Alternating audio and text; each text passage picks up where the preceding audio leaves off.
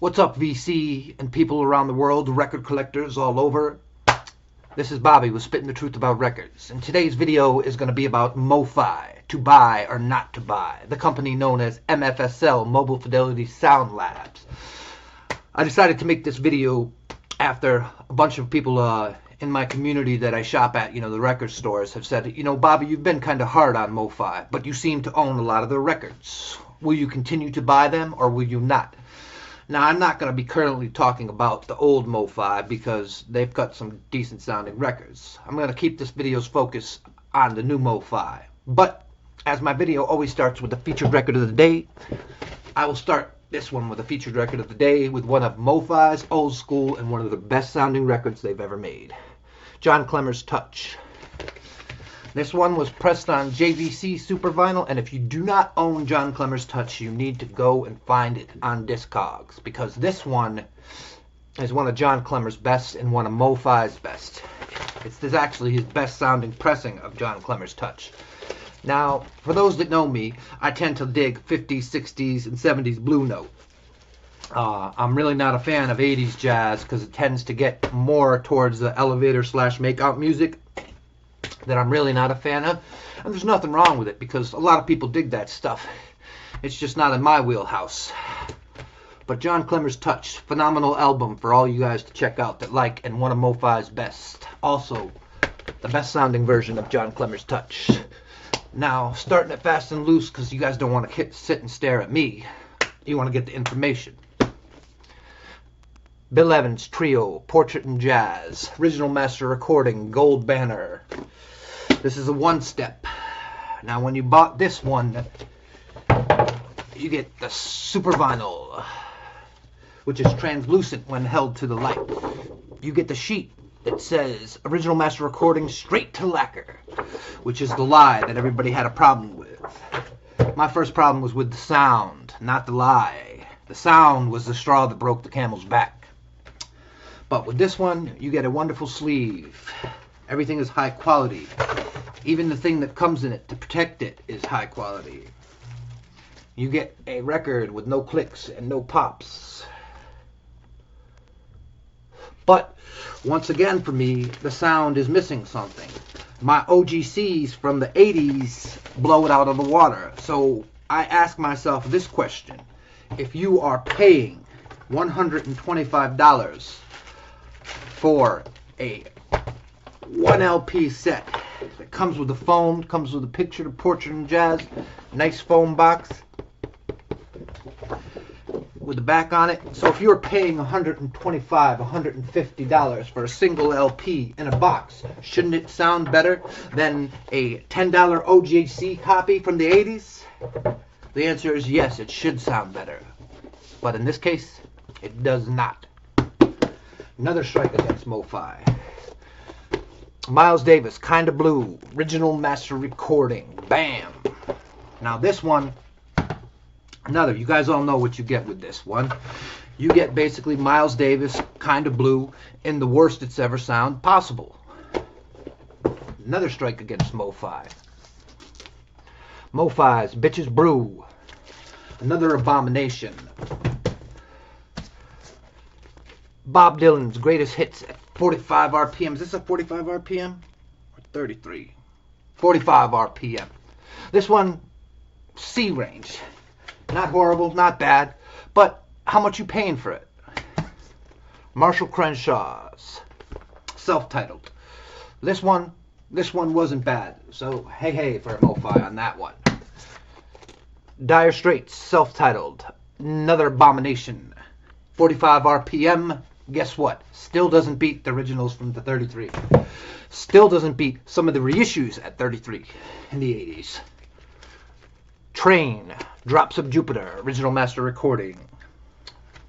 Pressing number 682. See if the camera can focus that. Yeah. Nice gold banner. Non-gatefold. And in the record stores, these cost like $60. Abomination. Weezer's original master recording on blue vinyl. Wonderful, beautiful blue vinyl. Now some of these are out of print. They're going in the $100 range. And my question to you is, why does my digitally cut direct metal master that costs $15 beat the piss out of this? Miles Davis, Milestones, original master recording. Another one. The originals, the 70s presses, every press that I can find. My Japanese pressing of Milestones beats it. Supertramp, original master recording. Some say that this is the best sounding version of Mofi.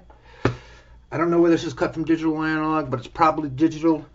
I say since this was a weird album to begin with, it's tough to get this good sounding. But to me, my original blows this out of the water. So for one, you can pick up an original for $10 in mint condition. Why pay the money for this one? Once again, another skip. Original master recordings, Bread, Baby I'ma Want You. This one, hey, give credit where credit is due. This one isn't bad. That being said, it's not great either. But I can't knock it. So Mofi gets an okay on this one. Spinners, original master recording. This one, still don't know. Have they announced if it was from cut from tape or cut from digital? Don't know. But this one, if it wasn't for the heavy bass, it's not bad. Next up, Daryl Hall, John Oates, Rockin' Soul.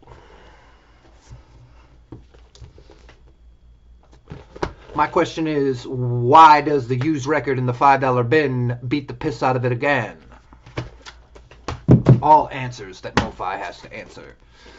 Surrealistic Pillow, mono version at 45 RPM. Now this version is very, very, very tough to get good sounding. I have the original mono, I have the 70s Dynaflex stereos.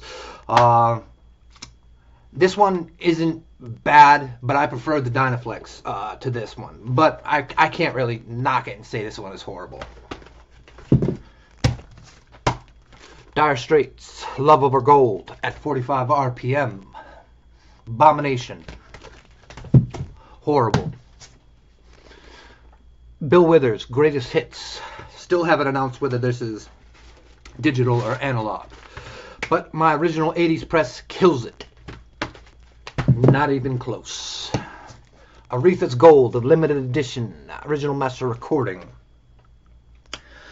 This one, hey, 45 RPM. Some of Aretha's stuff is tough. This one I really can't knock.